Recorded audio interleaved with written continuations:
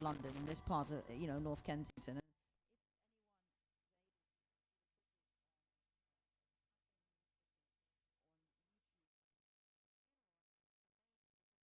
White people there. So much of the community came together because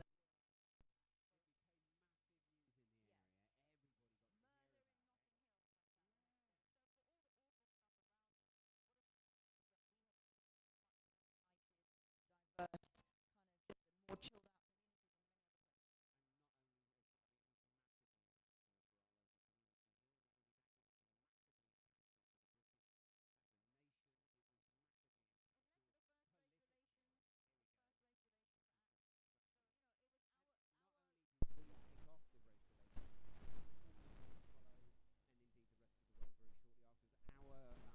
Instigation of that particular legal structure has been a benchmark for the world as far as equality is concerned. And I think that's something good that we can pull out of this desperately sad occasion.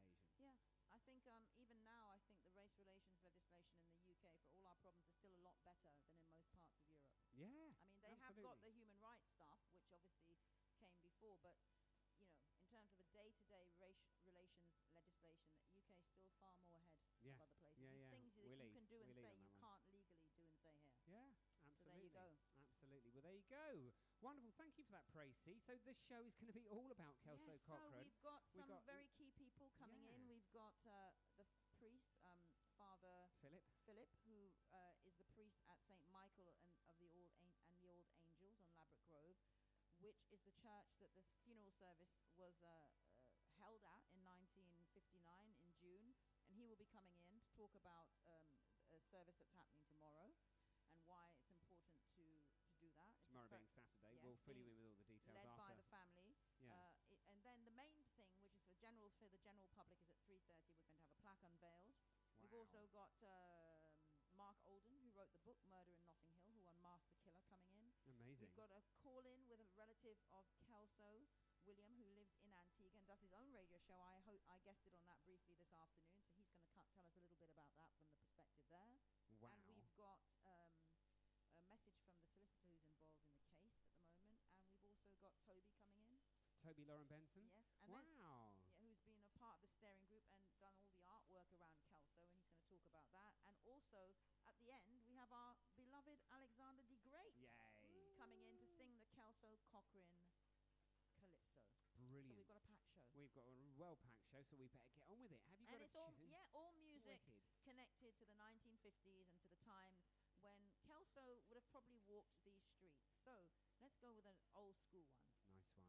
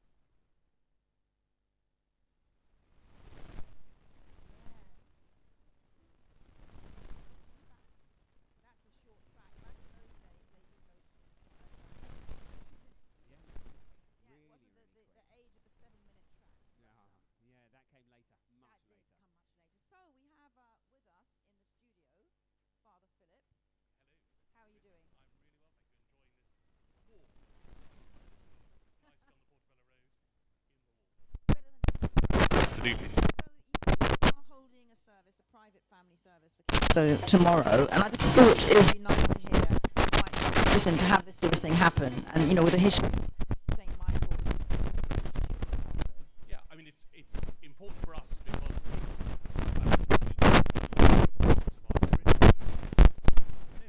it's something that's really relevant today. We're all aware that racism and racist acts haven't disappeared, and and the hope for justice really that surrounds Kelso. So it's held at St. Michael's.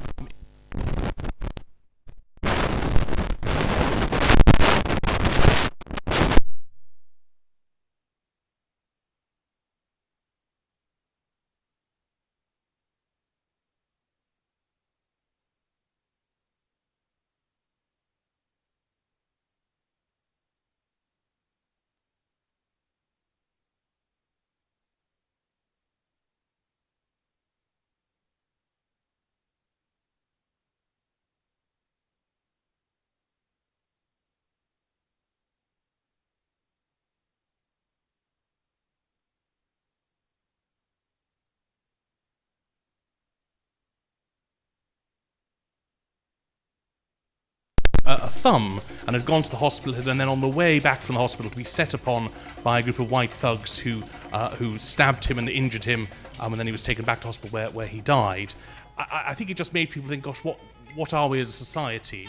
It was a real wake-up call to lots of people that actually, we needed to be coming together as a community and working together, and really, being a place where justice and the rights of all were celebrated and upheld. And I'm just thinking also in terms of the church. I mean, when I say the church, your denomination, I know that the Church of England has been involved in a lot of conversations now about racial justice and equity, and how this kind of plays in as well. Yeah, and I think, where it's part of an ongoing conversation, and I don't think that we've got it right yet. I think those conversations need to happen, but I hope that we're in a place where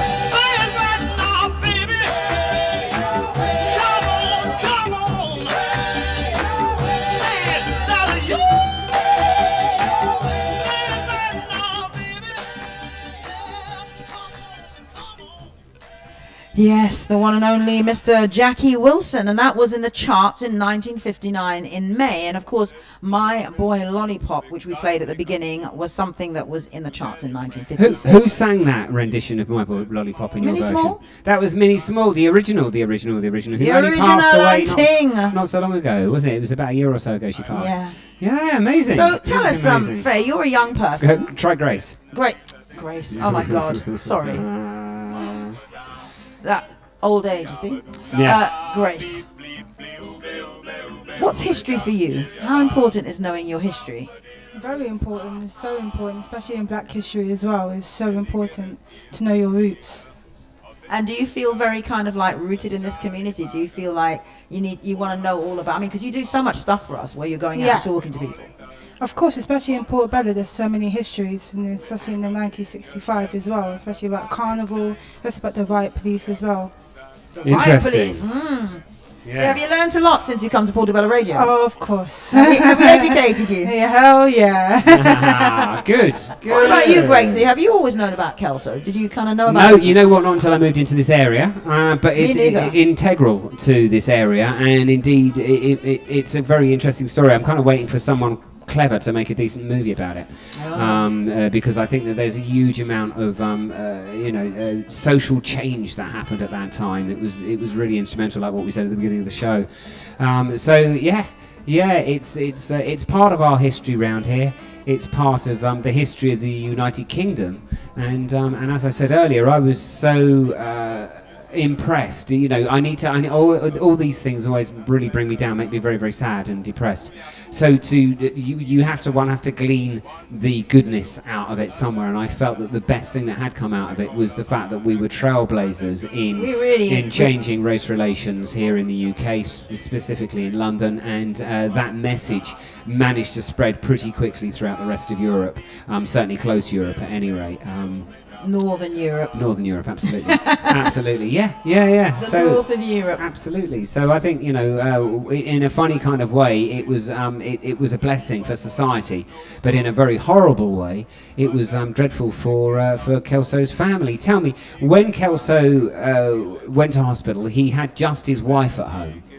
Well, actually, first and foremost, I just remembered he didn't go back to Paddington. He went to St. Charles Hospital. On Labra Grove. And his wife, actually at the time, was actually in America with his daughters, and he was living with a girlfriend in Bevington Road. Okay. He was still married. He was married. His wife was in America with his daughters, and he'd been here, and I don't.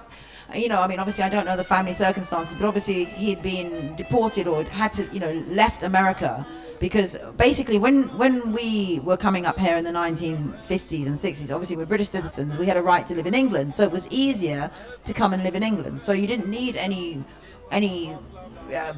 some sort, visa or any, whatever. You were a British citizen. So he'd gone to America originally, he'd married, he'd had children, but then for whatever reason, I don't know if it was to do with his job or whatever, he'd been deported because he didn't have the right papers.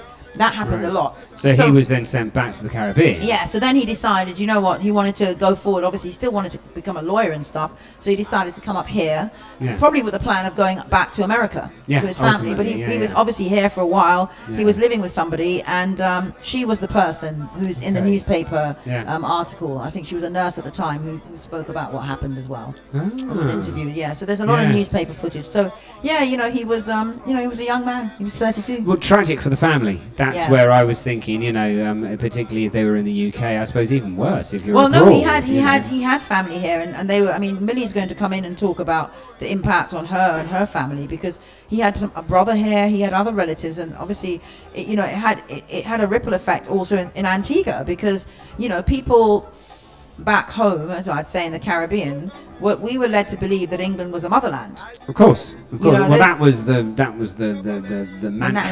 the narrative exactly that the colonials had put upon their outer their colony states. And that's Well, the way that's it was looked at. You know, even down to Queen Victoria being, you know, the Empress of India or whatever. Yes, I mean, yes. it's like, madness. I mean, not just the Caribbean. You're right. India, Africa. I mean, at one point, as they say, the sun didn't set on the British Empire. So you know, that's how this tiny island managed to get. Yeah. It became. There's a brilliant line in the book Small Island, which was adapted by the BBC. Okay. And it's where one of the main characters, he's from Jamaica, and he talks about the rejection of the UK, and he says, you know, we were led to believe that, or he kind of frames it like this, basically England as the mother.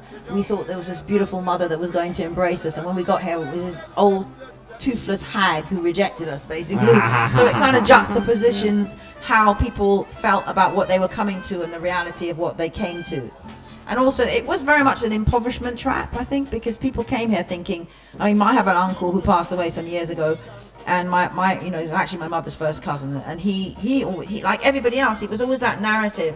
We're coming here for 5 years, we're going to get some money, we're going to go back home and make a better life for ourselves. We get an education, because obviously the education system in the UK still is probably the best in the world in terms of recognition.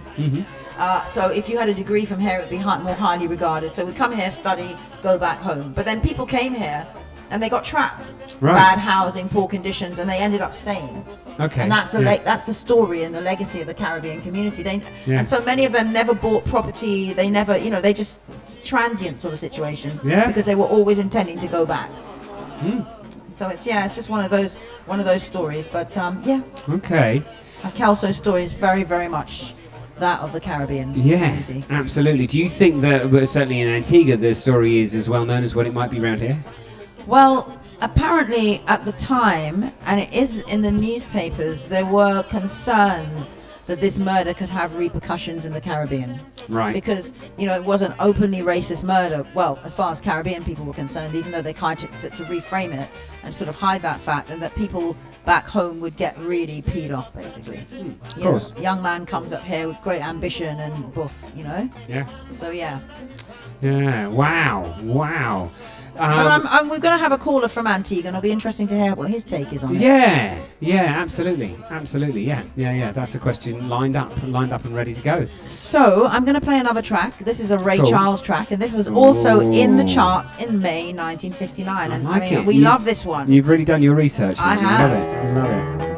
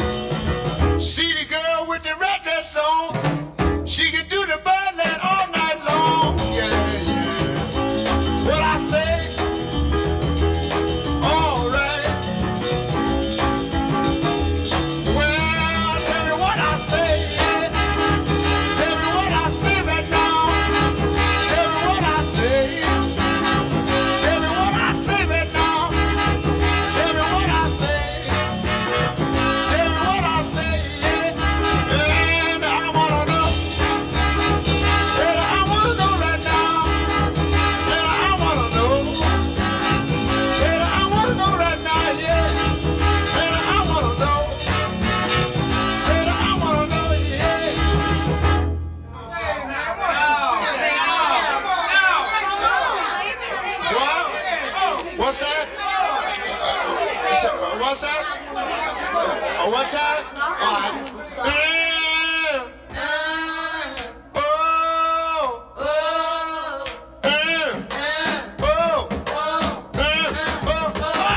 One more time.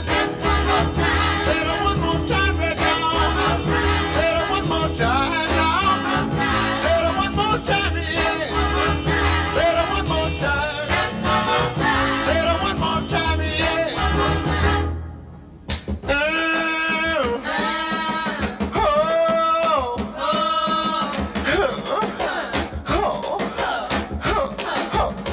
Baby, it feels so good. Baby, it feels so good now, yeah. Baby. Baby, it feels so good, yeah. Baby, it feels so good. Baby, it feels so good, yeah.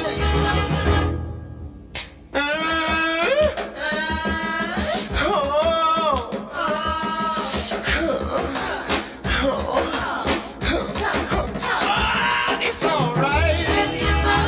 Say it's all right right now. Say it's all right.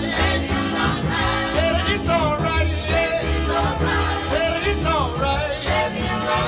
Say it's all right. Wow, shake that thing now. Baby, shake that thing now. Baby, shake that thing. Baby, shake that thing right now. Baby, shake that thing. Baby, shake that thing. Wow, feel all right now, yeah. Tell her feel all right now. Wow, man, tell you feel all right, yeah. Tell her feel all right. Tell her feel all right.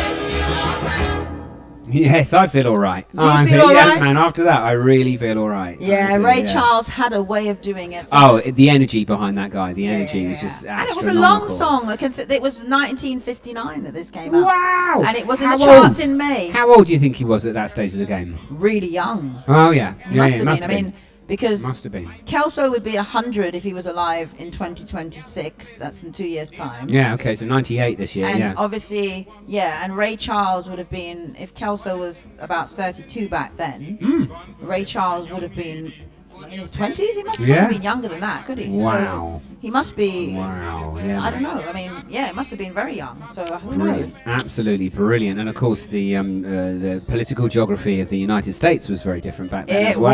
was. I mean, we were talking about that, but actually, as bad as things were here, we didn't have Jim Crow. No. And we didn't have No. official segregation, so Yeah. it was a slightly different society. It was, thank But God. yes, what I'd say about the wonderful Ray Charles, and we've got now in the studio, somebody else has got something to say. Oh, yeah. Certainly had a lot to say on Kelso. You want to introduce yourself? Hello, hi Isis, hi Greg, I'm Mark Olden. I wrote a book on Kelso and an investigation into his murder, which came out many years ago, 2011. Seems it's like not a long so time long ago, ago. doesn't it? A very long time ago. I just checked. Ray Charles was born in 1930. Get you, Oh my brilliant. God, who was he? Brilliant, yeah, man, okay. So, So in 29. 59, Yeah. he would have been, how old? 29. 29. My maths yeah. is bad. So he was, No, he was it's not nearly basically as a bad as contemporary of Kelso. He was around, Kelso was Wow. 32 and he was 29. Yeah, man. Yeah. So a very wow. powerful voice for a 29-year-old guy. He Yeah. sounded really like, you know. What led you to write a book about Kelso Cochrane? I used to work in TV, Uh-huh. and we were doing a documentary on immigration, sort of an undercover investigation of the detention centres. Oh, yeah. And all the abuses that went on in them. Yeah. So I was trying to read about wider immigration, history of immigration in this country, and there was a book called Bloody Foreigners by right. a guy called Robert Winder. I hope my story's not been too long-winded. No, it's Oh, all good. no, It's all please. good. But there was just a small paragraph about Kelso Cochrane's murder Yeah. and the huge impact that it had. That 1,200 people came out for his funeral, and that the case was never solved. Yes. And I lived in this area, and I've lived here for a long time. Wow. Sort of, born in near the area, and I just thought, wow, these guys might still be alive, because that was around 2004. So that's what set me 20 years ago now. shocking. Yeah. So that's kind of what set me off, just a small paragraph in a book in the history of immigration. And I felt like, God, why don't I know about And this you'd case? never heard of Kelso before? Never that? heard of Kelso. So, yeah, that was the reason. Brilliant, absolutely brilliant. That's inspirational, or at least you were inspired. And you called it Murder in Notting Hill because of the newspaper. That's right, because at 3 a.m. on the morning, a few hours after Kelso was murdered, he was murdered just around midnight, the Sunday Express had it splashed across their front page with the headline "Murder in Notting Hill," and this was sort of a subplot to the investigation into Kelso, because they found out that officers, immediately learning the news of Kelso's murder, had leaked it to the press. So yeah, it alludes to that. Was that the kind of? I mean, it sounds very dramatic. Was that the kind of headline you could have expected in 1959? Sort of murder in Notting Hill? Or, yes, and the tabloids. I mean, yeah, it was a tabloid, so it was much. Yeah, it was a dramatic. It was all about sensation. It was all about sensation. Very sensational. You can't get more sensational than that. Can't. Yeah, You can't. and also obviously 5 months before was the nicest. There'd been the Notting Hill race riots. Yeah, and the bank holiday weekend. Wow, the 1968. two incidents were that close, were they? Yes, I never put that yeah, together. yeah. Well, Wow. yeah. And actually, in the January that year, '59, that's when Claudia Jones held the indoor carnival in St Pancras Town Hall, and the reason she did that was actually to deal with the tensions and the racism that was going on. And as she said, a people's art is the genesis of their freedom, and it was the idea that we could show British society or English people who we are and kind of break down those tensions. And then, 4 months later, Kelso gets murdered. Yeah. Wow. So, I mean, how easy or not was it for you to kind of do because it's kind of investigative journalism, and it led to the book. And did it start off as investigative journalism, or was it, what were you? I think did you want? That was my background. I don't do it so much now, but that was my background, investigations, and there were so many elements to this. Obviously, the social history of the time, the wider history, the history of racism, which obviously still persists, but was so explicit and overt then. And there was also the thought that no one was caught and these people were still out there. So, yes, it was an investigation. I was at the BBC at the time, so I took the idea to them. They made a documentary, which in some ways was unsatisfying. And so I just continued afterwards.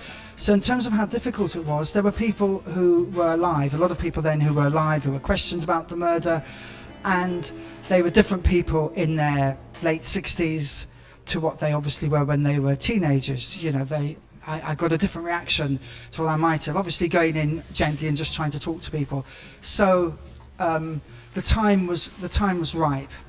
Do you think people had reconsidered maybe how they saw things, the people around them? Because I always think of like white working class people who obviously in some ways are victims of the government's failure to contextualize immigration or migration. I prefer to call it migration, i.e. use an invasion. Oh, these blacks are invading the country, but actually failing to say, actually these people were colonized by our country, but for these people we wouldn't have the country we have. They are British citizens and they have a right to come here, and actually we've asked them to come. Absolutely. I think in some cases people, were very different individuals. Doesn't mean they're not responsible for what they did in any sense whatsoever. Very different individuals to what they were in, 2004, 2005, 2006 or going on than in 1959. And some of them, there was a mixing. Some of them had mixed race grandchildren and all these kind of things. The irony. The irony of it. And definitely, and also people getting to a stage of their lives when they know they're not around that much longer and starting to think about maybe some of the terrible things they've done or covered up in their lives. I'm not saying that's the case with everybody. I'm just saying that. I mean, did you meet anyone who was still very staunch in that kind of like a racist, staunch racist? Well, I think obviously people would be slightly wary about expressing things. Even, there was one. I mean. There was one person who was caught up in the wider suspects who still was, in terms of they'd moved out to Hillingdon. Got away. Sort of said, and that's exactly what they said. We got away from it all, that kind of thing. Yeah. So there was all that. I tried to speak to in terms of the wider context, some of the fascists who were around at the time, and obviously they were, and I mean fascists in the literal sense. Literally fascists. Yeah, and they were completely unrepentant. Okay, and so you also spoke to police and sort of... Not many of the investigating officers were alive. One was in a care home, and I got very close to him after tracking him down, and the care home, the people who ran it said, yeah, he'd love to talk to you. He was the number 2 in the investigation. And then I had to speak to his daughter, and just the door was shut. But I did speak to one of the investigating officers and other police at the time who were in Notting Hill, because I also needed to understand policing at the time. It would have been really as different. well as the investigation itself. Yeah. No, they didn't. I mean, actually, back then, there's so many things they didn't have. They didn't have the Police and Criminal Evidence Act. They didn't have the right to a solicitor. There's so many. I mean, I suppose it was completely different in many ways. Policing. Absolutely, and verbals or people, suddenly making a statement. That it was was me, right, Gov. You got me to, bang to rights. Exactly, that was par for the course, really.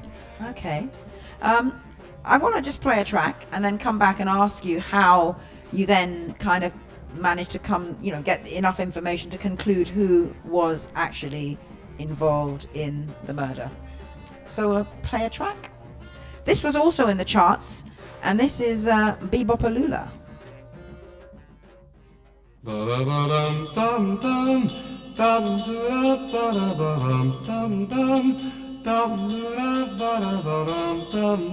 softly, darling. Come softly, darling. Come softly, darling. Come softly, darling. Come softly, darling. Come to me, stay. No, my obsession forever and I want you to know I love you so. Please hold me so tight all through the night. Speak softly, darling. Hear what I say. I love you always, always, always. I waited so long for your kisses and your love. Please come to me from up above. I want you to know I love you so. I need you so much. Wanna feel your long gone touch.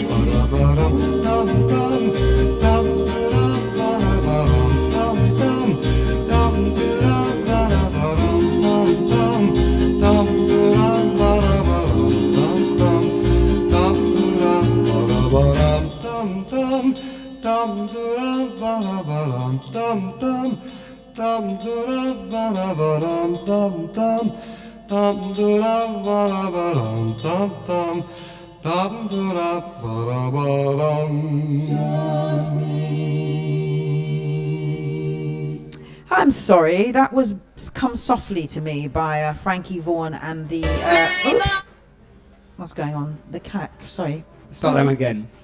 That was Come Softly to Me by Frankie Vaughan and the K Sisters. Amazing. Not Bebopalula. No, we'll add that one later. But that was also in the chart in 1959 in May. Amazing. So yes, we're here with Mark Oldham, the guy who wrote the Murder in Notting Hill, which I have to say, you've got to read the book, anyone who's not read it. We probably have to get you to re-release some copies of that book. Is it still available? Just about. Okay. In this day and age, you can reprint on demand. So oh, right, okay. Yeah. So if there's enough demand, we can get more copies. Yeah. So you got to the point after speaking to various people and, that you were able to piece together who done it. Yes, I tried to be very careful not to say, trying to do, these people who do these sort of Jack the Ripper books and I'm solving this crime after so many years. And just really unpack the evidence and let people make up their own mind, or the evidence which I had. And there were 2 people who were held longer than anyone else by the police. And one of them was a young man named Patrick Digby, who was a 20-year-old sometime merchant seaman from Princedale Road. It's literally across the road from where I live. And Well, I remember when I read the book, I was like, oh God. Exactly. I remember going round to his house afterwards, and there was some hedge fund manager living there who was actually probably the rudest person in all the many door knocks I did, including of the suspects. Was actually probably the rudest person of anyone I came across. But anyway, in terms of the evidence against Digby, the thing to remember is that this was an attack by 5 or 6 young men. It was very widely known who the perpetrator was in this area. And in terms of me speaking to people, for a start, Patrick Digby's stepdaughter came forward and said that she'd grown up with hearing this name in her house, Elso, Oslo, all the time, whispered. They'd moved out of this area by then. And she hated Digby, by the way. But she'd grown up with this name and always knew. And there were sort of snide comments. When another black man got murdered, she couldn't specify who it was, and it was on the news. There'd be comments like, "You got away with it, Diggo," that kind of thing. And one day in a big fight, when they were actually literally rolling around, she said, "I know you did it. I know you killed him." And he sort of threatened her with, "Yeah, and what are you going to do about it?" It was almost a way of intimidating her. But in a court of law, she was prepared to do anything. He was still alive at that time to hold him to account. But in a court of law, it's hearsay. Yeah, well, it was direct evidence, but the hatred she had for him, she had a history, a very turbulent personal history. She could have been discredited. Right, but there were 2 other people with direct knowledge. One who was there on the night, who was at the party where these people came from, and whose family was at the heart of the whole, they were a crime family who were kind of at the heart of, I wouldn't say the murder, but they were at the heart of perhaps covering it up. Who also told me after many hours, and somebody else who Digby confessed to the next day, who had both been questioned about the murder themselves. So it was 3 independent people who told me. Were they all around the same age at the time? Or was some older or younger? Yes, they were all these two suspects, both since deceased, were in their 20s too. Yeah, they were 19, 20, and the woman Susie Reed, who went on the record about it, was she was 10 or 11, but it was obviously he confessed to her later when she was 16 or 18. Wow. And so, I mean, it's interesting because whenever, when I found out about Kelso, the first thing I thought about was the similarities with Stephen Lawrence and obviously what happened. Do you think that in this current day and age that we're in, that something like this could happen and some, somebody could get away with it again? Or do you think we've gone past that stage of A, such a racist society, and B, kind of because we now have mechanisms that are, DNA and all of this sort of stuff? I mean, I'm perhaps not the best person to answer that, but obviously there were many, many racist killings since Kelso, and some of them unsolved or took a huge amount of time before they were unsolved, littered with investigative failures because of the institutional racism of the police, as was identified in the McPherson report. Obviously, one thing which has changed is forensics and CCTV. So, but they did have some level of forensics back then, but compared to now, yeah, they had fingerprints and they had blood groups and they destroyed. One of the things that happened is that Kelso's clothing was destroyed. It was in 1968. So that's something that actually, if it had not been at the point at which even you had done that research, if those items were there, they would have been able to make a blood match, possibly. Or yes, some sort of forensics fibres, because obviously the advances in forensic science was such that it could have been really, and I spoke to forensic scientists, asking whether it would have been potentially useful, and they said yes, it could have been. But as you said, in 1968, the police destroyed Kelso's clothes. Wow, there you go. That's just awful. Well, look, we are... Can I throw one quick tiny question in? Sure, just of course. You can throw more than one in if you want. Oh, no, I just have one. The story is remarkable. The impact in social history is also remarkable. You've written a book, and I haven't read the book, but I'm assuming that it was sort of very much related to the time.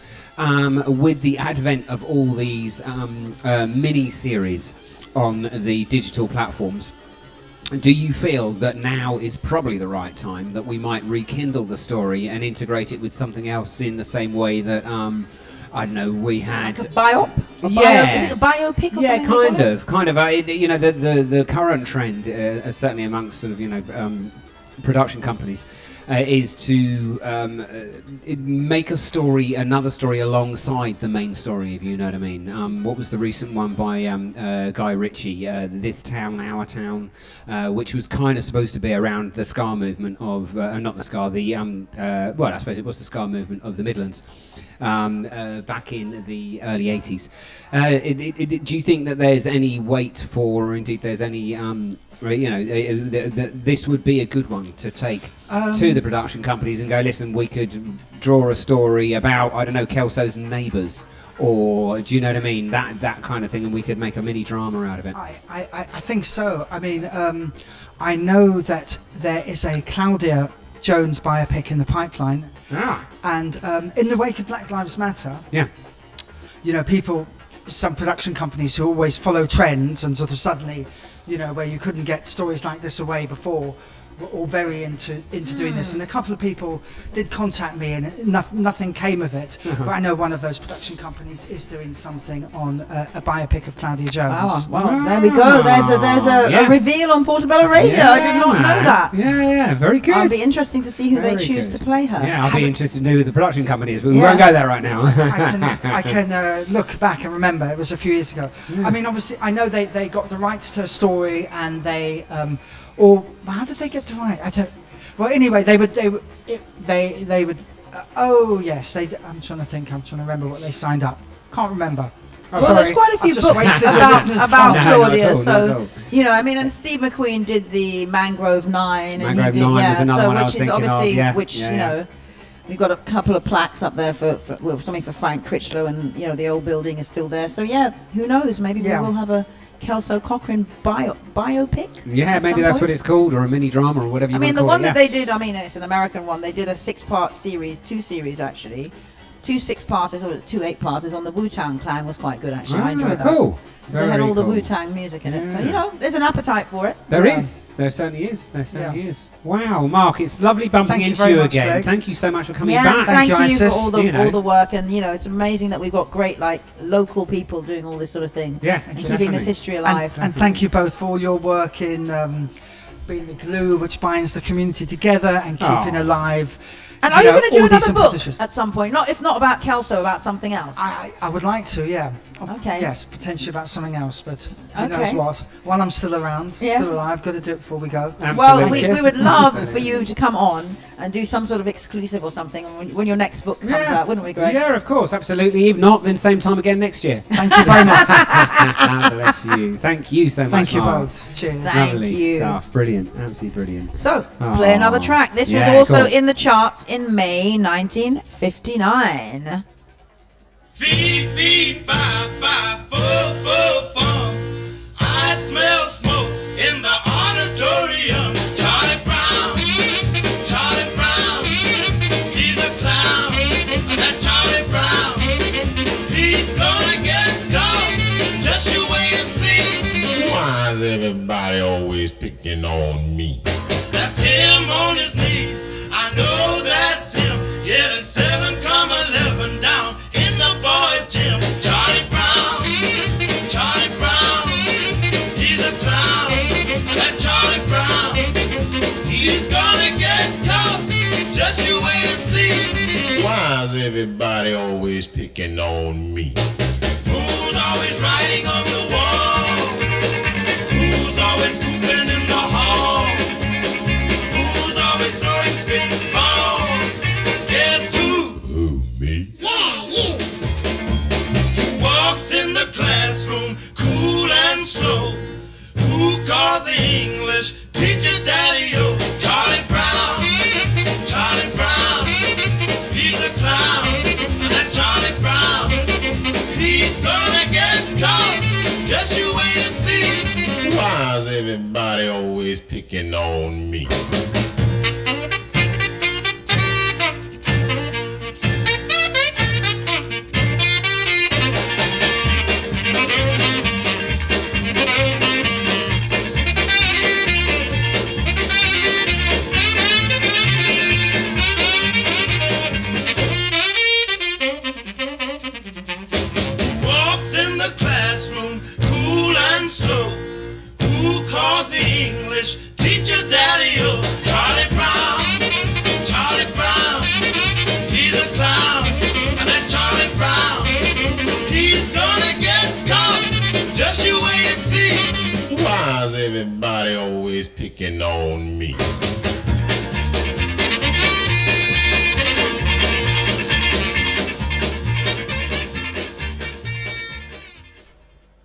Yeah, the Drifters with Charlie Brown. So, of course, that was another track that was in the charts in 1959. And look, we've got somebody who, fresh off the press.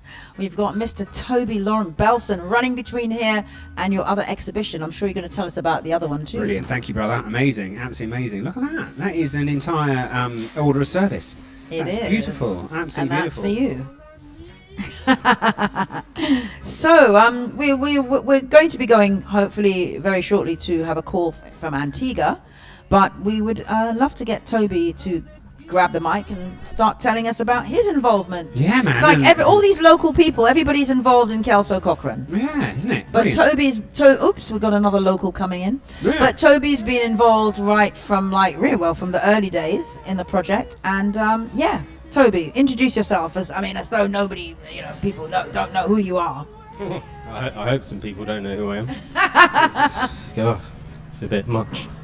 Yeah, I'm Toby. I'm Toby Tobias. I am a local artist, designer, part-time organizer, educator, children's entertainer, some people say. That's another one. I didn't know that's where that I know one. you from. Yeah. The bloke with the funny nose. Yeah. There you go. That's the one. Brilliant. Yeah, avid bike rider. I know about that bit. I'm just fascinated walking, about hate children. walking. I'm fascinated about children's entertainer, but maybe that's for another show. Yeah, you need to do on that part of your Yeah. life. Yeah, no, it just years of working with young people, with children. You develop this part of yourself. You develop a part of yourself that is capable of communicating with children and entertaining them a bit. So you were well prepared for fatherhood, basically. Yeah. I think you're Well, a natural. I think you're a natural. Definitely. Yes. No. Definitely. Yeah. I don't know.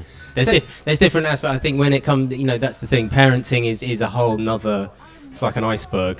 Yeah, isn't it? Oh, The depths. Yeah. The depths of parenting is different. So no, nothing really prepared me for that. But yeah, and it's never off, is it? It's 24 hours. It is, and Certainly it is. keeps going on and Certainly on is. and on, and they're always Yeah.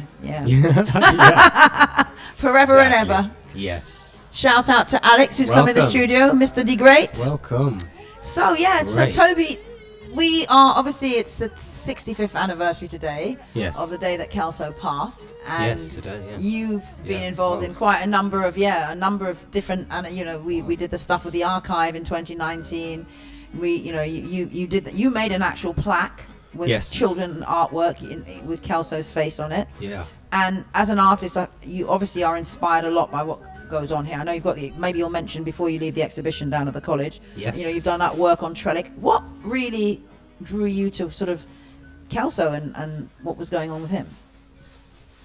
Or his life, I should say. Yeah, I suppose I was drawn. As with I think many people around here, we read the signs, we follow the energies, and we we listen to various powers.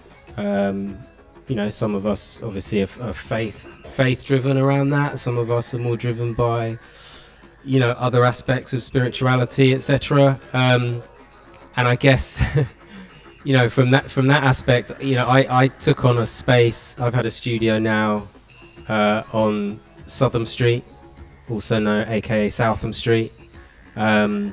Which is the street, of course, he died on, or not died on, but was attacked. Well, on the corner, effectively, yeah. So that formerly. I think it was actually all Southam Street at that point because they changed the layout. So yeah, so it was Southam Street where it crossed over with Goulburn Road. So just on the Trellick side of the railway, there was a laundry, the Bagwash laundry, just there.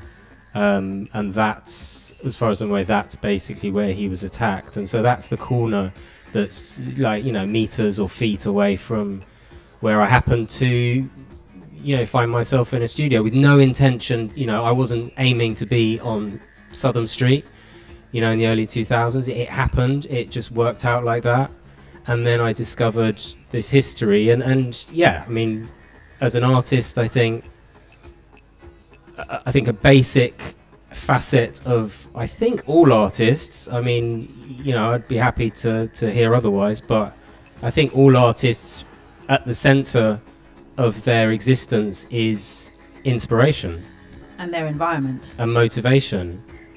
Maybe their environment, yeah, but I mean, whatever it is, isn't it? Whatever that inspires them. Obviously, for some of them, yeah, it very much is their environment.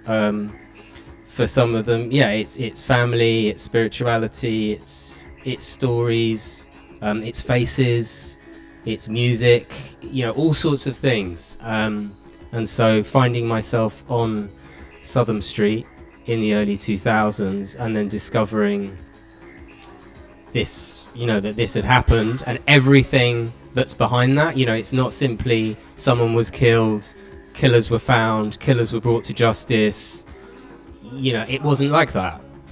And it also wasn't just, you know, I'm not wanting to belittle anybody who, you know, who passes in such a tragic way, but his death in particular led and inspired or energized certain things. You know, I don't, as you know, as we've discussed, Claudia Jones' Carnival in 1959 actually came just before his death.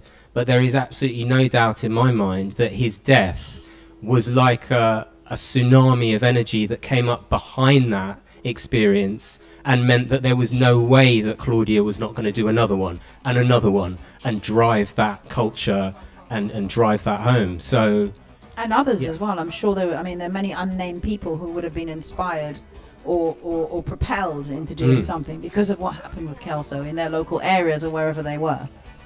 Precisely, and I think it's worth remembering. Obviously, we're coming up to the 7th anniversary of Grenfell, and we witnessed a similar energy. You know, what happened after that and what that has inspired. I mean, look around you and see the arts groups that have started, the artists, the people who have found their calling because of that disaster, because of that atrocity. And when you see the photographs of that funeral procession in May 1959, you know, that's the kind of the impact it clearly had. Thousands of people on the streets. 1,200 people, which is one of the biggest funerals ever, even by today's standards. Yeah, and there's no disputing that. I know, you know, people dispute numbers, but look at the photographs. Yeah, we can I mean, see that procession, you can there, see them even within this booklet here. We have a photograph, I think, from the Times, which shows them going, you know, the stream of people going up Ladbroke Grove. I was going to ask you where you got your footage, because this pamphlet that you brought in is absolutely brilliant, man. Really professionally done. Thank you for sorting it out. That's why we got Toby on board. But you know that. But, you have got the most incredible pictures in there. They are brilliant, absolutely brilliant, which I've never seen before. And it gives you an idea of the gravity of the situation. I mean, obviously, the story became really big news at the time, and so therefore... Murder in Notting Hill. Yeah, I mean, I just keep thinking about that title. I love your parallels to Grenfell.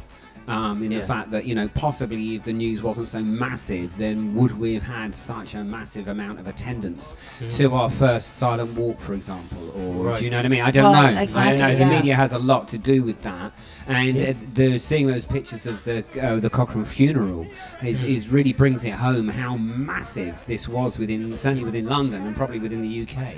You know, that everybody decided that they were going to turn up for this one. Everybody was going to get involved. Absolutely. And it's you know, it's a brilliant show of support. And certainly for 1959, one of the pictures, in the middle of the picture, you've got a lovely old white woman who's got this beautiful brown baby in her arms. And for something in 1959, you think, oh my goodness. And both of which are smiling, I hasten to add. You know, which it's just lovely. It's a great picture. I think there's a lot we don't know about how people mixed in those days, because we are fed a narrative. You know, and we don't actually know how people, without being told, oh, these people are invading, and, you know, rivers of blood, and, you know, all of this nonsense. How did people just like vibe, who live next door to each other in impoverished communities, having to borrow sugar or, you know, share whatever staircase or, you know. So the idea that everybody hated each other. Well, Mosley was chased out. Thankfully. Oh, that's true. He was chased out. He wasn't allowed in. He did his provocative talk, I think, on the corner of Southern Street, actually, after Kelso's death. And, you know, sure, 100 people turned up, whatever. But the more point is, people. the point is, he wasn't allowed to continue. You know, Colin Jordan with the English Defence League was not allowed to continue. Yeah. So you know, it was chased out, and I think, you know, those parallels with Grenfell, I think as well. It's that watershed moment. Yeah. It's that moment that opens people's eyes up. I remember Colin Prescott speaking so strongly about it when we launched the archive, the Kelso Cochrane archive up at the library in Kensal, Yeah. where he said those riots in 1958, they didn't just happen.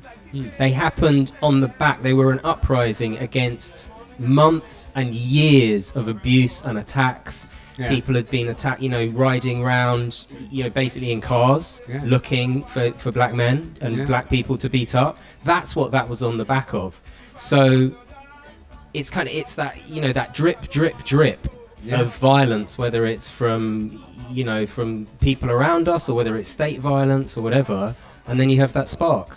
Grenfell was around housing and around treatment of people by, you know, institutions, etc. Yeah. And Kelso was about the kind of underlying racial tensions in the country. And let's remember how the government and the police at that point were denying it. Yeah. And were Yeah. basically, and I've seen Colluding. letters that absolutely say, we don't want this to be about race. Yeah.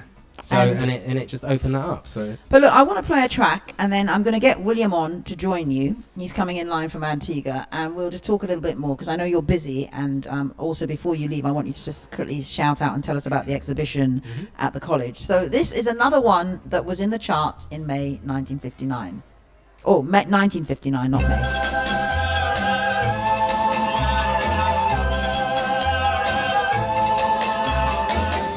Every night I hope and pray a dream lover will come my way.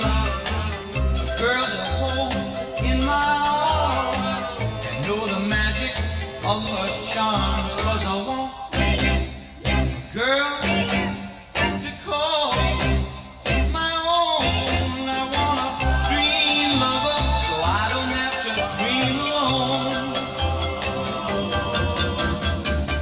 Dream lover, where are you? With a love oh so true, and the hand that I can hold, feel you near as I grow old. 'Cause I want a girl to call my own. I want a dream lover so I don't have to dream alone. Someday, I don't know how, I hope she'll hear my plea. Some way, I don't know how, she'll bring her love to me. Dream lover, until then, I'll go to sleep and dream again. That's the only thing to do, till all my lover's dreams come true. 'Cause I want a girl to call my own. I want a dream lover so I don't have to dream alone. Dream lover, until then I'll go to sleep and dream again. That's the only thing to do, till all my lover's dreams come true. 'Cause I want girl to call my own. I want a dream lover so I don't have to dream alone. Please don't make me dream alone.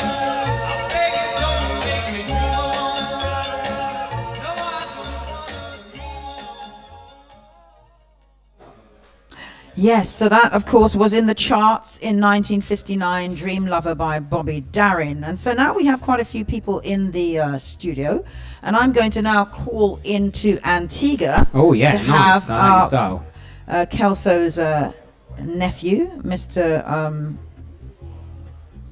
Other Device, yeah, who's hopefully on the Mr. line. Other Device. No, sorry, I was reading that. William Thomas, who is one of the nephews of Kelso. Brilliant. Let's see if we get him on. Yeah. And we've now got Millie, who's one of Kelso's niece in the studio as well. So the family are all here. Ah. Let's see. How are you, Millie?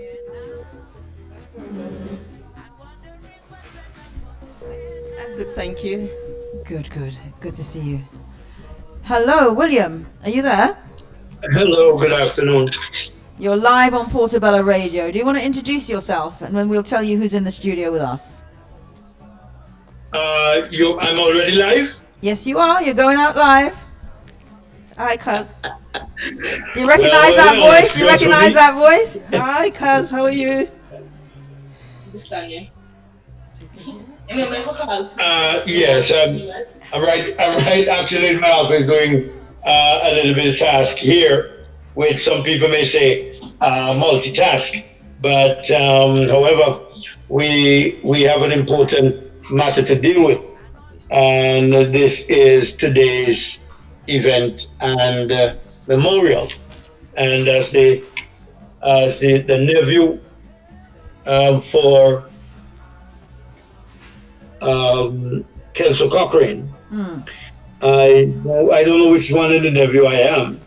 If I am the 10th, nephew, but you're definitely one of the nephews. My mother, who is the last sibling of Kelso, she would have been 17 in 1959 because she was born in 1942. The others who were, before her were, you have Sydney, you had Henrietta, you had Fitz, Malcolm, and Kelso was the first for my grandmother. So as we, the family here in Antigua, reflect on someone whom we were waiting so happily to return to us as a lawyer, with his intention going to England to become a lawyer. We haven't seen, we didn't get a chance for that to materialize. As we, the family, and I'm like the spokesperson for the family today here in Antigua, I thank you for, that outreach and heavy work that you've put in along with the others in the UK, my brother and my cousins. Well, your cousin Millie, I don't know if you can hear, but Millie's in the studio with us. Millie is in the studio. Hi, cuz. Hi. Can you hear? Hi, cuz. Oh, no. Let me close all the doors now. We've also got one of the people that's involved in the project, Toby, who's like a local artist and activist and has been doing so much work around Kelso. And we've got Alexander the Great, who is our local UK Calypso monarch, who wrote the Calypso about Kelso Cochrane back in 2009. So you're in good company. But I wanted to ask you, because we know about the impact of Kelso in the UK, and especially in North Kensington, where myself and Alex and Toby are all based. But what about in Antigua? What was the reception when people found out what happened to your uncle? Yeah, the first thing they would say, we never hear about that. We never hear about that. And some would say, I heard of it long time ago, and I did not know he was your relative, or some may say, wow, why aren't this thing being a part of the Antigua makeup where celebration is concerned for either national heroes or heroes of whom would have made an impact on the lives of the people of Antigua and Barbuda. None of that. But I hate to use the word but, however, it shows the importance of certain people, and I would place it this way, certain people in Antigua and who they are and probably what family they come from. Because some may say, oh well boy, if you mean from somebody else's family, hate to put complexion at it, but from a fairer complexion or probably a family name of a high-rated politician or a former governor family, you would have that been plastered all over Antigua and Barbuda, because we still remember the names of those who have plundered our small islands in order to find the gold and all these other things. And their names still resonate here as we grow up and continue to grow in our country. But for the names of individuals who have made whether contributions, whether medium or small, that they are not in the forefront where names are being called for any recognition whatsoever. So that is a kind of feeling that I got. At one particular time, I co-host another radio show on a Saturday, and the Observer Radio, and I was on it, and I outlined what happened and the response that I got from the family has gotten from the British High Commissioner, and the British High Commissioner for Antigua. All right, that's what one. I sat and spoke with the former British High Commissioner here, that was for UK here, Miss Thompson, and she and I had a long conversation over luncheon about that. And she said that she will try and reach out to my family in the UK, because my brother, who is an inspector and PRO for the police here in Antigua, also had conversation like that with her. Yeah, there's where I stand. Anything else? Yes, Isis, I'm waiting for your question. Thank you for giving us the explanation of the situation with regards to recognition of who Kelso is and his legacy in Antigua. Obviously, he's a son of Antigua. So, yeah, I mean, let's hope that we can go forward. I mean, you've got a radio show, as you said, and you're keeping his legacy and his name in the public domain, should we say. And we're trying to do a similar thing here in the UK. Not just in North Kensington, but wider. And I mean, Millie, I don't know if you want to come in and say something about the importance from the family's perspective over here of Kelso's legacy. Well, it's very important for us to keep Kelso's memory alive. We just have to keep up the fight. It's been a struggle for the family, and I'm really happy that those back home are learning more and more about, Kelso's murder. And,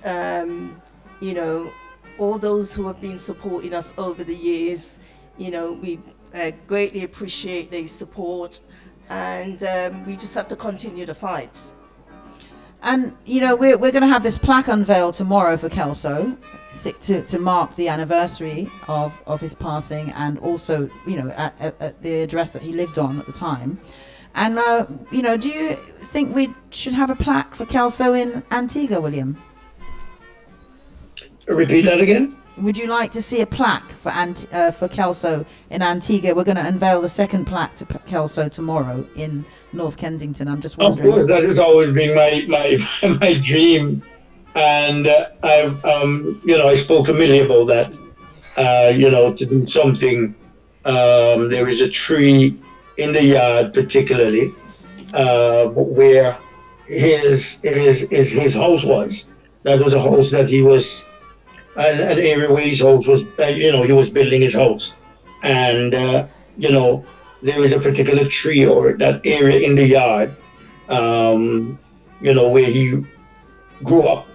That we would like to place that particular plaque, and also one to give to the community, that they can keep that at the community center.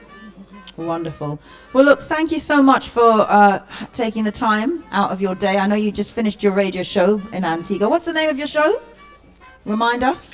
The Morning Bush Tea Show. Right. Oh, Morning Bush Tea Show. I love that. Well, look, you have a wonderful day, and we will obviously keep you updated on what's going on over here. Your family will do that here, and hopefully we'll have some footage and some information to share with you from the events tomorrow, the church service and the plaque. So have a blessed day. Yes, yes. there was an art. Well, my brother had that on his WhatsApp page, and I saw it last evening, and it was picked up by a news portal here. Good. And, We sent out some press releases yesterday, so hopefully, including to some of the Antiguan press. So we're hoping they'll pick it up.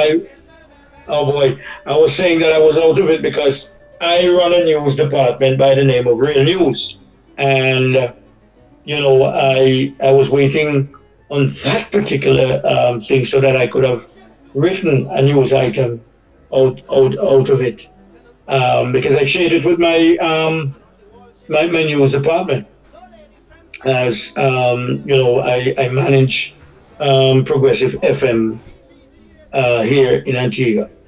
So I would say once again, thank you, Isis, for working along with the family and for keeping this moment alive until we receive justice, or what we would call arrest on ease with things that are going on. Thank you, Millie, as always. Oh, you're welcome. And Isis, I'm gonna make this quick joke with my cousin Millie. Millie, my chocolate. Don't worry, you'll get it. Well, hopefully soon, within the next 2 weeks, you'll get it. I haven't forgotten. But Isis, the unveiling of a plaque here in Antigua, it's much so needed, man. That we can show the young ones that are coming up that there was someone who went out there to become somebody in life and was simply cut short of that, as we usually know. All right, thank you. Thank you so much, William. Thank you. You have a blessed day. Talking to you and your audience. All right, Isis, take care. Okay. Take care, brother. Bye. Bye. Bye, cuz. So yes, that of course was William. He's your cousin, and he's obviously in the media, keeping Kelso's name alive. So I report to him everything that's happening here. So Toby, coming back to you, because I don't want to keep you for too long, because I know obviously you've got loads on. What do you want to see out of all of this? Because I mean we're all working together, but what do you want to see in terms of Kelso? We talk about legacy, but what do I want to see? I think William touched upon it, made a really good point there about, I think, rest and ease. I think when you suffer great trauma, trauma that is ahead of its time. I'm not talking about when you lose a grandparent at the age of 95, which is traumatic, but I don't think you could argue it's ahead of its time necessarily. But when you suffer trauma ahead of its time, I think it exactly as he said, it leaves you restless. It leaves you in a sense where you're ill at ease. So obviously that's pressing upon the family first and foremost. But I think that restlessness radiates out, and it radiates out through communities. And so I feel as an artist, as someone who works with a lot of young people, a lot of community people, and works around education, history, archiving, the capacity and the possibility to really explore the issues that surround that kind of trauma, and that the way that trauma radiates out, and to try to find ways to address that and amend that. You can never take it back. Yeah, it's like the genie in the bottle. The genie is out of the bottle, exactly. The genie is out of the bottle, but even that's a great analogy. The genie's out of the bottle, so what are your 3 wishes? Yeah. Knowing that you can't put it back, but what are your 3 wishes? And I think my first wish on behalf of the family would be rest and ease. And then for myself as a community member, as someone who's grown up in the area, I think my next wish would be that people know about Kelso, and that they know about the issues behind Kelso. They appreciate the window that he offers to issues around the history of this area, the history of this country, issues of migration, of race, of inequity, of state response and non-response. All of that. That's I would wrap those all up, I guess, in those other two wishes. Really, that's for me. I just feel. I always, as you know, known. I love Claudia, and funny, Mark just revealed that there's probably going to be a Claudia biopic coming out at some point. Oh wow! Yeah, that was a big reveal on Portobello Radio. A people's art is the genesis of their freedom. How does that show up in your work? I mean, you kind of touched on it, but do you see that as relevant? Yeah, absolutely. I mean, my work. I hope my work touches obviously upon history. I hope it offers a window into history, into education, in educational opportunity, and what is freedom other than the freedom to express ourselves, all of us, the freedom to educate ourselves, to inform ourselves, to empower ourselves. That for me, that effectively is freedom to have the power to do things, to come to a space like this, to reach out to family members across the ocean, to have the equipment available, to have the spaces available. Yeah, space is a big one. To have the books and the things available that we can simply do things. That for me is freedom, and as an artist, I try to practice that as much as possible. And very quickly, before you go, you've got an exhibition that's just opened. Do you want to just quickly tell us what's happening at I was going to call it Warnington College, Morley College? Well, it is, isn't it? It is Warnington College. It always will be. It absolutely always will be Warnington College. In fact, I discovered an amazing stone on the wall in there today. Well, I like stones. There was one of these, what do they call them? Like a foundation stone. Oh, right. So it was for Warnington School. Oh, wicked. From... When's that? Warnington School originally built 1874. No way, really that long ago? 1874, and then rebuilt in 1938. Wow. And this got the foundation stone that you'd seen, do you reckon that was the original one from the original school or from the rebuild? Possibly, yeah. Well, I think it was from the rebuild. It was put into the wall, onto the outside wall. Yeah. But it's kind of covered in the bushes at the moment. And it was one of the walls that Morley College didn't pull down.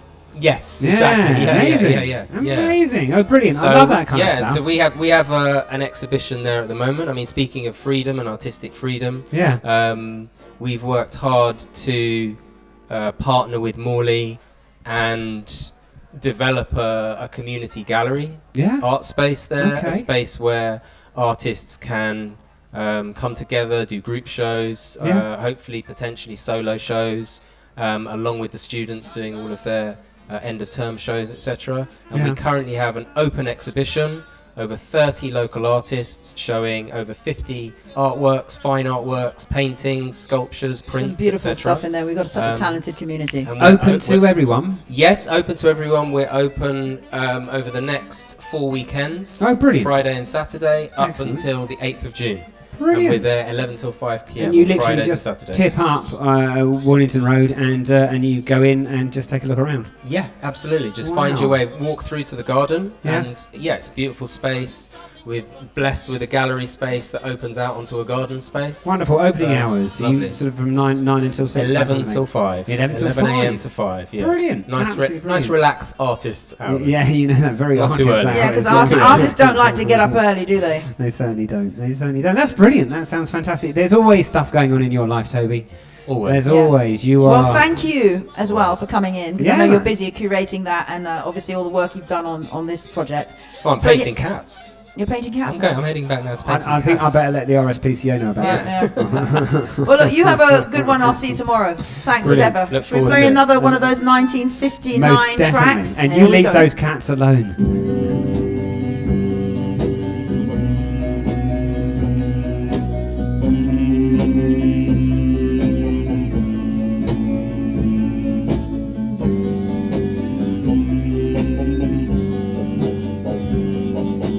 Come with me, my love, to the sea of love. I want to tell you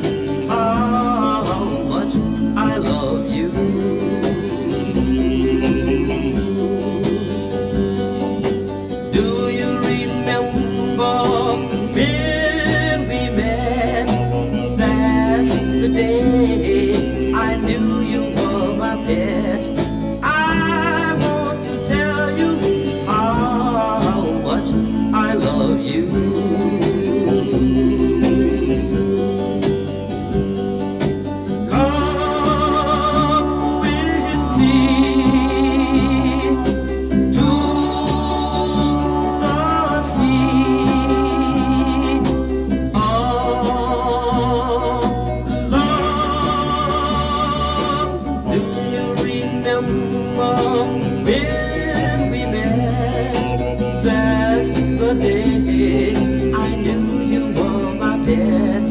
I want to tell you how much I love you.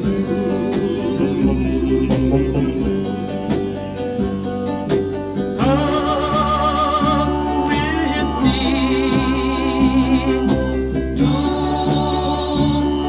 the sea of love.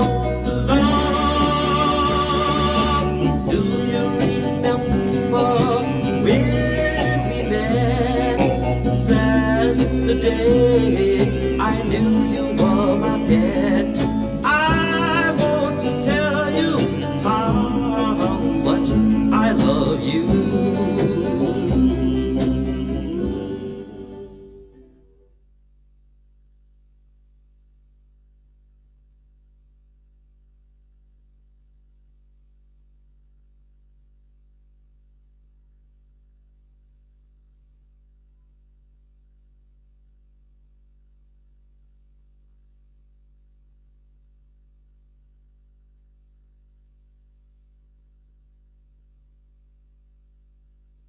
Oh my God, what is going on? Piers is going to be listening in. He's going to know it's all going to hell on Portobello Radio. I'm looking forward to the text messages already. You're going to get a text message. So now I'm going to play a recording of a message from the solicitor, because we obviously, some people know the family, I say we, I feel like part of the family now. You are. Did an application, a subject access application for the files, and it hasn't been accepted, but they're continuing with their fight to get access. And so this is a message from their solicitor. Nice. My name is Daniel Mackover.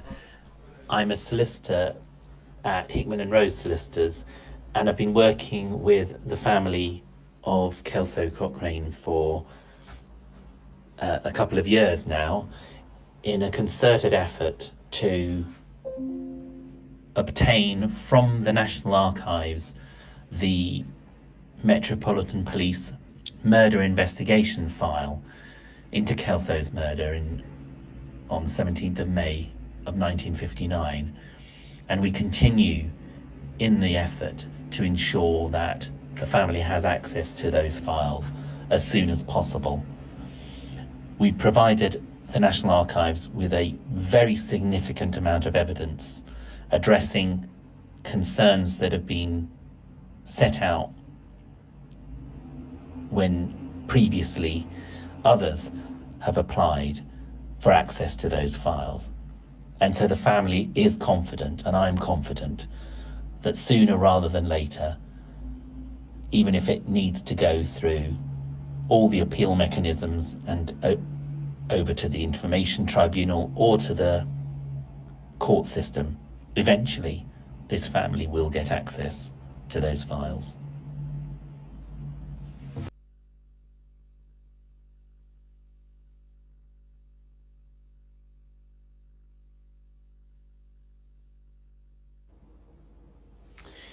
In fighting for the release of the papers that are held in the National Archive, Kelso's family appreciate that no one can now be brought to justice for his murder.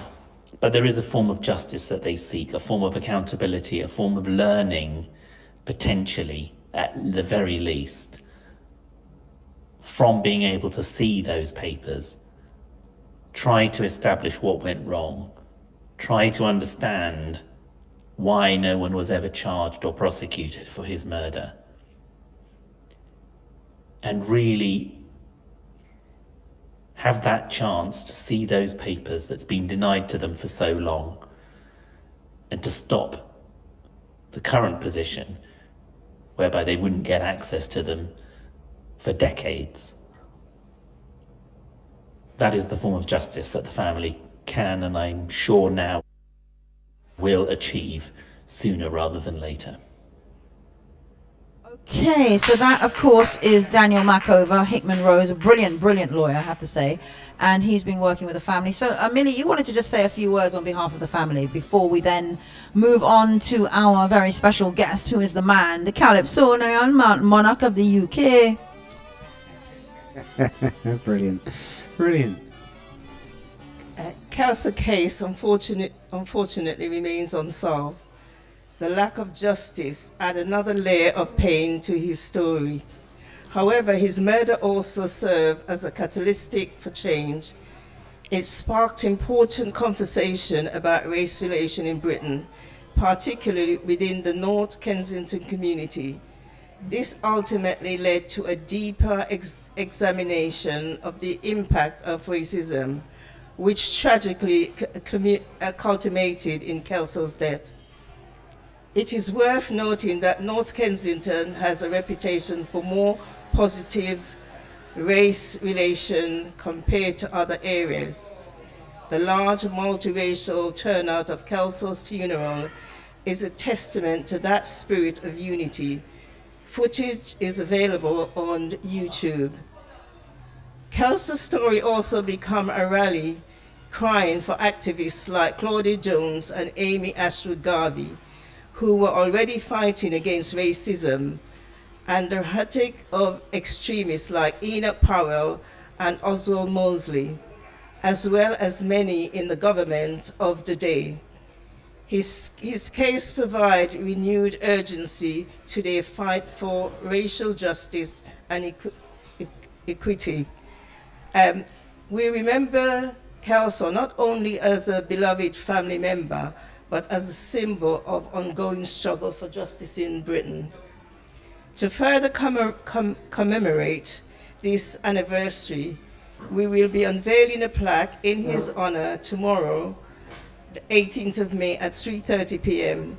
The ceremony will be held on the Triangle Green adjacent to 11 Bevington Road, which was Kelso's last address.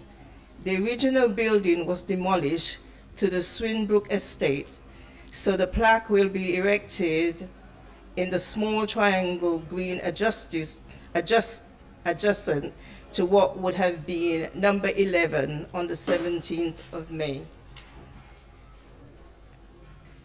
2009, the Nubian Jack Community Trust unveiled the first plaque to Kelso on the junction of Goulburn Road and Southern Street, where he was murdered on this day 65 years ago. This plaque is particularly significant as it is 100 erected in England by the Nubian Jack Community Trust. This organization works tirelessly to recognize and celebrate the achievement of African and Caribbean heritage people in the UK. Thank you, Millie. Oh, thank you. That was amazing. Well read. I know, and there's so much to say. Yeah, isn't there? Isn't there? So I'm going to play a track now while Alex gets himself ready. Brilliant. And I'm sure you've got a rundown of what's happening as well tomorrow. Yeah, certainly do. So this one wasn't in the charts at the time, but I love this track, and Alex loves this track, and I think everybody loves this track, and this is something we all hope for.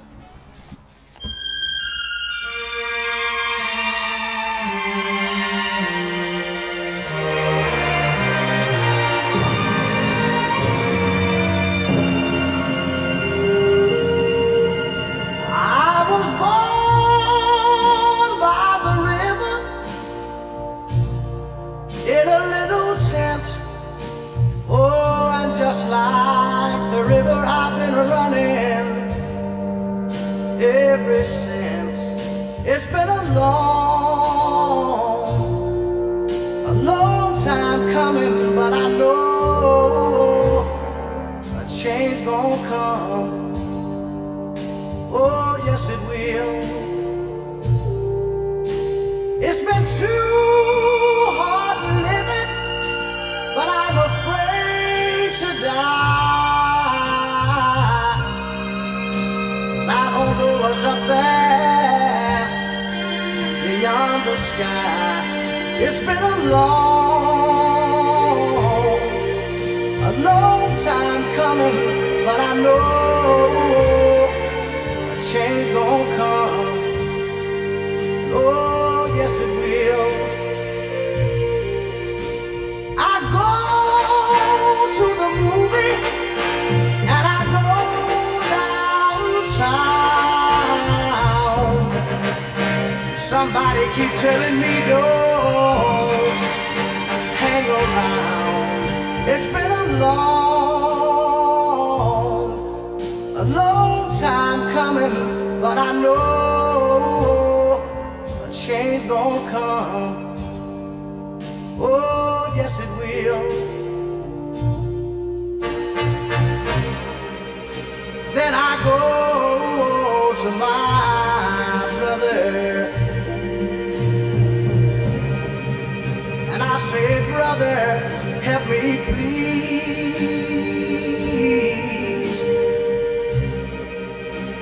But he winds up knocking me back down on my knees. Lord, there've been times that I thought I couldn't last for long, but now I think I'm able to carry on. It's been a long time coming, but I know change gonna come. Oh, yes it will.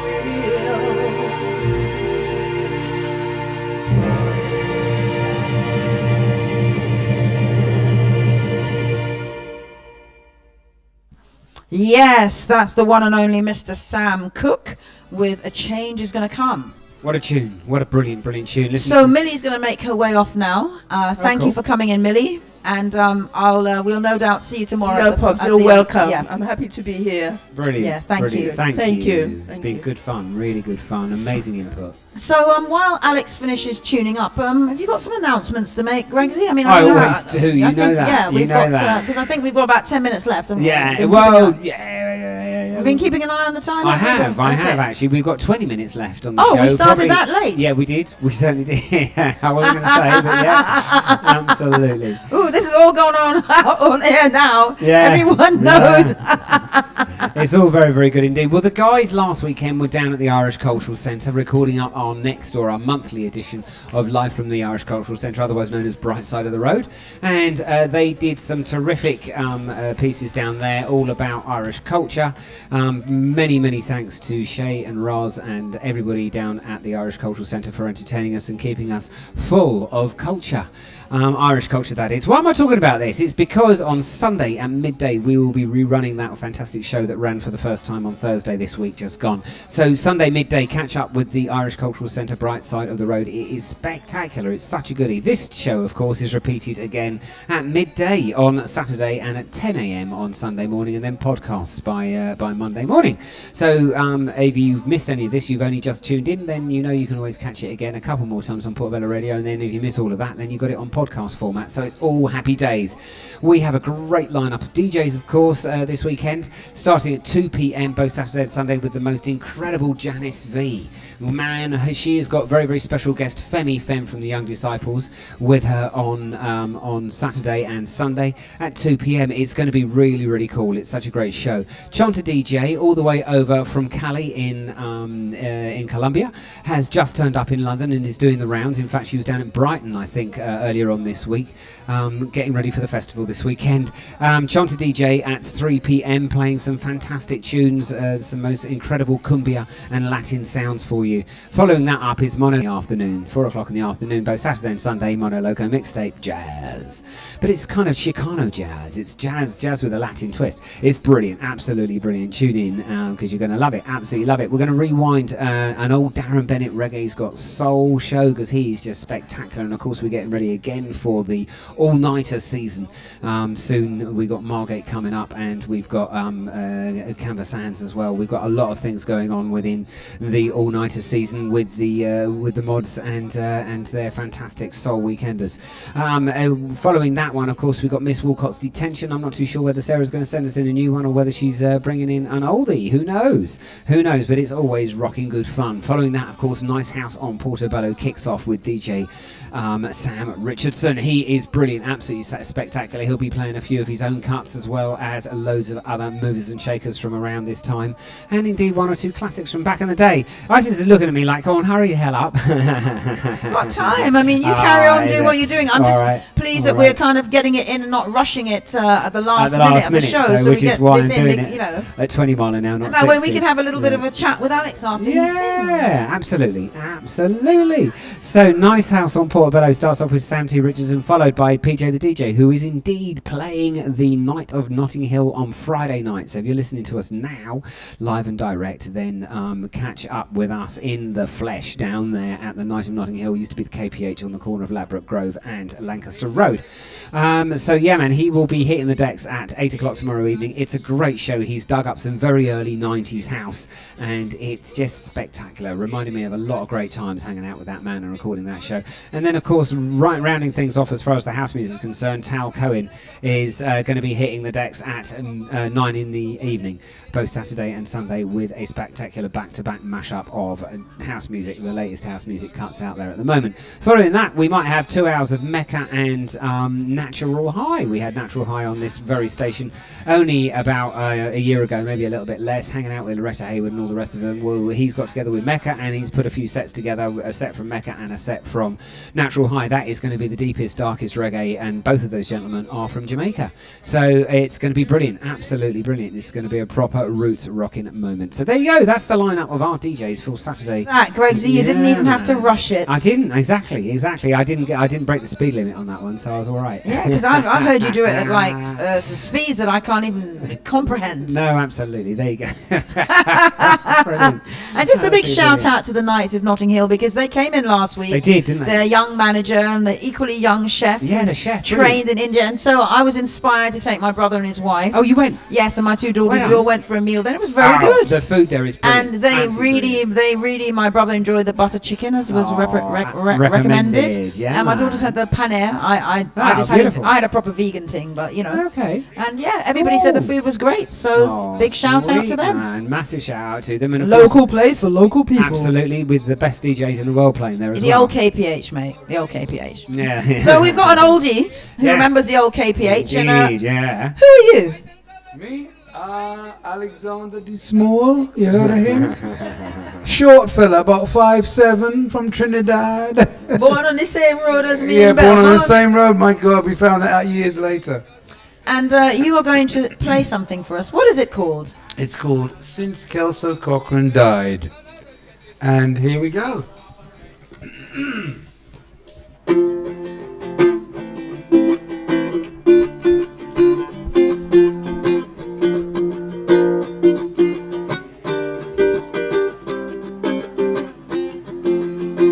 No. Rewind, operator. I don't like the tuning. Rewind, operator. That's live music for you on Portobello Radio. Absolutely, all the time live. You know it. Tune up your thing now. I did.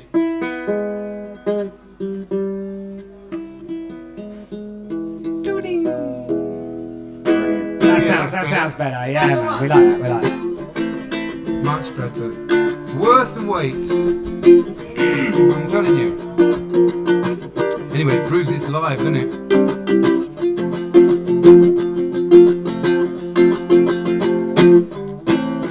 On the 17th May 1959, we witnessed a new low in moral decline. A 32-year-old man from Antigua became the victim of an infamous murder. This young man had just been to hospital at the Paddington General, having been injured doing carpentry. Before he got home he was attacked, but the authorities denied the fact that the act was motivated racially. It was the turning of the tide when the whole community cried, we must learn to live side by side, humanity can't be denied. Since Kelso Cochran died, yeah. Since Kelso Cochran died, Nothing has been quite the same, and for us is tragedy lit a burning flame.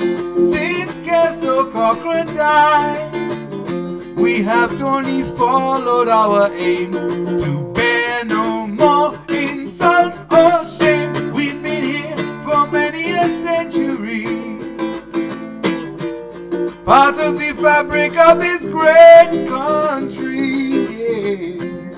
Since Kelso Cochrane died, we only trying to reclaim some respect for his memory and name.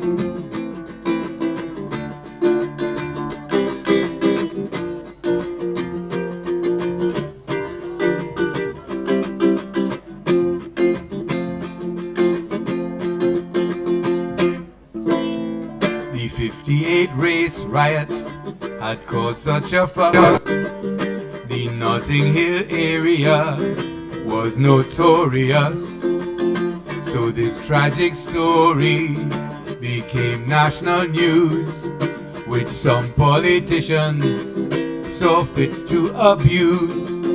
There was then no law against racism, the product of differencism, which is fear of what we don't understand.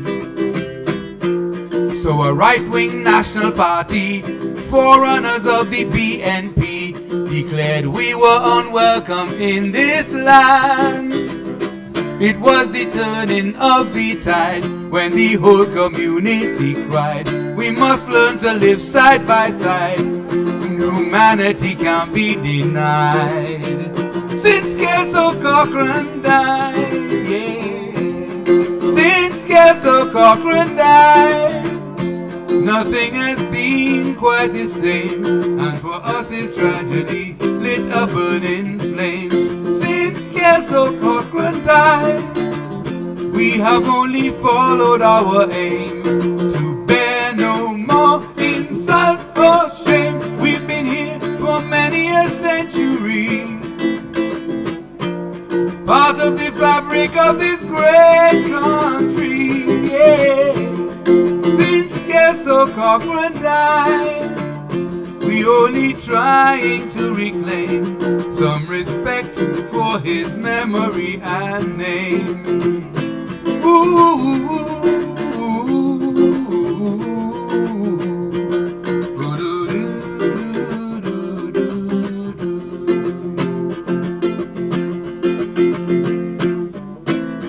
Kelso's brother Stanley came over to find any clues to help him achieve peace of mind. He paid Kelso's fare to the United Kingdom, but he missed the funeral, no money to come. There's a wall of silence to this day. People know but they will not say, a motiveless crime which made no sense. The case was reviewed 2003, but the judges all agree there is still insufficient evidence. Oh no, it was the turning of the tide when the whole community cried, we must learn to live side by side. Humanity can't be denied. Since Kelso Cochrane died, yeah.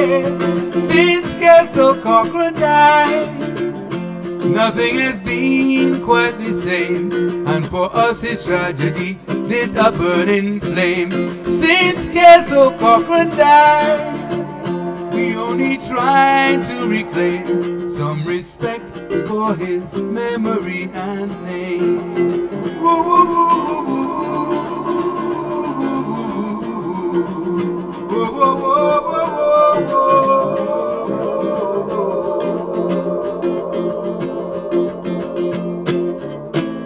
Anti-racist movements started from that time, and racial incitement was declared a crime.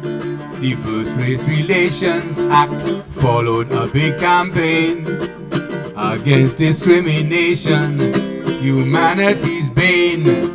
When Claudia decided to have carnival, it was just to show one and all that we We are human beings, as you can tell. Notting Hill now have plenty tribe, more than anyone can describe, and we get on with one another quite well. Oh yes, it was the turning of the tide when the whole community cried. We must learn to live side by side. Humanity can't be denied. Since Kelso Cochran died, ooh, since Kelso Cochran died, nothing has been quite the same, and for us his tragedy lit a burning flame. Since Kelso Cochran died, we have simply followed our aim to bear no more insults or shame. We've been here for many a century, part of the fabric of this great, great, great country.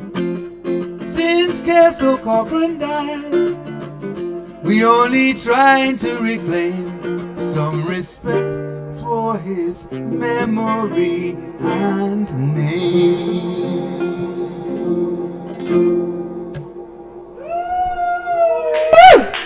Love that song. I know. They were playing along with you, Alex. Brilliant, absolutely brilliant. Thank So, you. yeah, Amazing, Alex. really amazing. Yeah, man. Oh, we're gonna have to take a photo. Photo shoot. I love this kind of stuff. I love these kind of stuff. But So while the photo shoot's yeah, happening, I just exactly. want to do a quick shout out for my own workshop that's happening with me and the lovely Iraria Oh, cool, on yeah. Monday, every Monday. We are at the Methodist Church, Notting Hill Methodist Church, at 6 to 8 with the women's workshop, Words on Our Clothes, where come down, upcycle and do poetry, writing, have fun, spend time in a safe, in supportive space with other women. But Alex, did you want to just tell us about this calypso that, in case anyone doesn't know, when you wrote it? I wrote it in 2009 at your bequest, request, whatever you want to call it. I got interested in it, I researched it, got a lot of information, and I love doing these kind of things because what we're really doing as a griot is we are doing history in a very short, succinct format. You can have 4 verses if you want, but it's come down to... I mean, you can have 3 verses if you want, but 4 verses seems to be the norm. It kind of settled into 4 verses a long time ago, in the 50s really, and it has stayed that way classically, the way classic blues does. There's all kind of variations, but in the end, when you go back to the old things, and so it tells a story, and what you're trying to do is tell a story in 4 verses. And they say a picture paints 1,000 words. Well, I say a song can paint 1,000 pictures. Because if the song, only one line it takes and you've got the image. I remember the fantastic Betty Davis Eyes. Remember that song? She's got Betty Davis there's a Eyes. line in it which said, she turned the music on you. That says 1,000 million things. She turned the music on you. Don't you mean she's using every one of her wiles to make sure that you want her, like you've got... So it's just in that one line there's 1,000 pictures, you see what I mean? And that's what I love about writing calypso, is you've got to find the most juice. You've got to find the line that says in one, oh right, I get that bit, you know? And so I haven't heard that expression in years. Mojus. The Mojus, well, the right word. The justice word, the just word. And yeah. so, just on a slightly side note, of course, Notting Hill Carnival will be upon us quite soon, because time is... It will be on us. Time runs, doesn't it? Oh wow, I feel Before we knackered know, already. Yeah, before we know it, we're going to be in the summer, and of course, you must be gearing up to compete for your crown, boy. This so come on, I'm going to take your crown. I got a couple of songs to choose from, which I did earlier in the year. One was called the British West Indies Regiment, and I was asked if I would write a song for a group of some were current soldiers, and both male and female, and some were elders. They went to Belgium last year to lay wreaths upon fallen comrades in the First World War. Because if people don't know the story, the thing about the First World War is the Caribbean regiments they actually had a bit of a mutiny, because they were only given rubbish jobs to do, like slopping out, doing latrine work and all of that, and they trained as soldiers. So they weren't allowed to take part in the celebrations at the sort of victory celebrations, VE Day, all of that, until the 2000s. I think it was rebuilt. Yeah, no, because I remember So, actually. so they were kind of going, look, finally. But also the irony was that they were having these victory celebrations, and they had No black Germans. faces, yeah, but yeah. they had Germans Yeah, there of course and, they did, and, yeah. and Italians Yeah. and Spanish, and you're like, but weren't they on the opposing side? Yeah, exactly. And then you had the people who But served anyway, with them The being Italians, excluded. Yeah. definitely. No, there were Mussolini, Franco, and Hitler. Yeah, I suppose Franco, exactly. yeah. But it's called the British West Indies Regiment, and it's on YouTube if anybody wants to find it. That's one possibility. There's another song for an elder who's 99 years old, died a couple of months ago, a guy called Neil Flanagan, and he's having a memorial next week, to which I'm going to perform another song written for him. And I'm actually working on something about the cost of living crisis. So I can't decide, but I like to have 2 or 3 up my sleeve. Just so you can pull them out Well, at the right moment. I love to write. I love songwriting. It's my thing.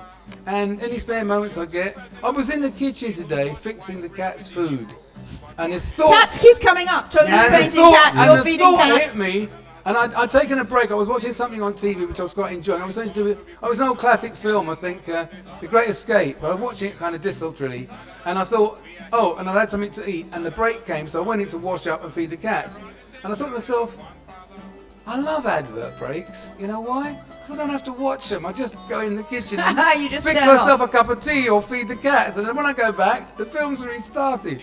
So Well, there you go. I just got this idea and I sang it into my little, and it sounds good. It just came like out of the blue. And that's the thing. With songwriting, it's not looking for writing the words first and then all the music first. It's finding the line that hits you in one go, music and words together. Stevie Wonder did not sit down and write, I just called to say I love you. Now what can I put to that? He didn't do that. He came with tune. It came in all one go, you know what I mean? I just called to say, oh, I like that. It just came in one. And that's what you look for. You look for the phrase. Anyway. Well, Alex, I won't belong, you know me. Thank you You very do, much for but always, we like it. coming Yeah, in and always supporting. And of course, I will see you tomorrow, when See you'll you be tomorrow playing at the 3:30. You'll be playing Yeah, at I'll be sometime playing this around that again. point. Yeah, You'll be playing yeah. that live. I should So be there yes, listeners, this has been a special Yeah. for Kelso Cochrane. Very special. To make very special, very Yeah. focused, and Yeah. we try to do it every few years when there's a big number, and this year, as we said, it's 65. It's a memorable time, and we're also at a point where we just want to see justice for the family. Absolutely, and to continue making social change. So Gregsy, Yeah, man. what are we doing now? Are we saying goodbye? I think we are, we've had a fantastic show. I can't thank you enough, Auntie Isis, for holding the fort. We missed you, Piers, if you're still tuned in up there in Yes. Scotland. I hope Give you our tuned in, love but to I the hope you took a Scottish. break at the point at which we went silent. Yeah, absolutely. Maybe you'll be visiting Edinburgh and Portobello Beach. Portobello Road to Portobello Beach. Right, yeah, man, brilliant. Absolutely superb. Thank you guys and girls for tuning in, listening. And indeed, if anybody is in the Ladbroke Grove area on a Saturday, the 18th of May, then get your bums up to St. Michael and the Angels Church halfway. Oh, no. No, Bevington Road. Bevington Road. For the plaque. For the plaque, that comes first, and then Yeah. the service afterwards. No. The service is like a sort of more of a a closed thing. Okay. But what we're trying to all the community to come along to is a 3:30 plaque unveiling. Lovely. So everybody can have Bevington lunch and Road. do all their stuff, have a few Yeah. bevies, and then come down and celebrate unveiling the plaque at Amazing. 11 Bevington Road by the little triangular green, as Yeah, everyone man. knows it. Brilliant. Absolutely brilliant. Have you So- got a tune to play Yes, us I out certainly with? have. I'm going to play something that Mental. didn't come out at that time, but again, it's a classic and it's a Stevie Wonder, and we love Stevie Wonder. Oh, we certainly do. Enjoy. So does Alex. I know that he loves Stevie Wonder. Enjoy to be your sure. Friday evening, Yeah, people. man. Oh, lovely. Take care. Have a good weekend. How many roads must a man walk down before they call him a man? And how many seas must a white dove sail before she sleeps in the sand? Now how many times must those cannonballs be fired before they're forever banned? Oh yeah, let me tell you that the answer, my friend, is to blow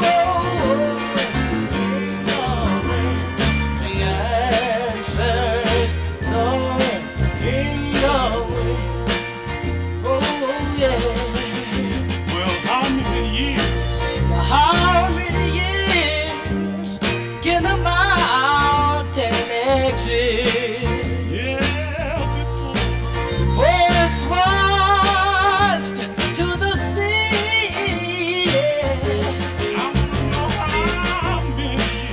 how many years can a man exit before he's allowed to be free.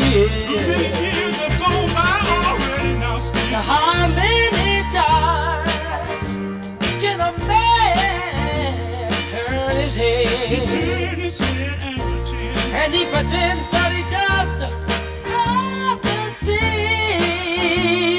Whoa, yeah, you know the answer, my friend, is a blow in the wind. The answer is blowing in the wind. And let me tell you, it's blowing, blow.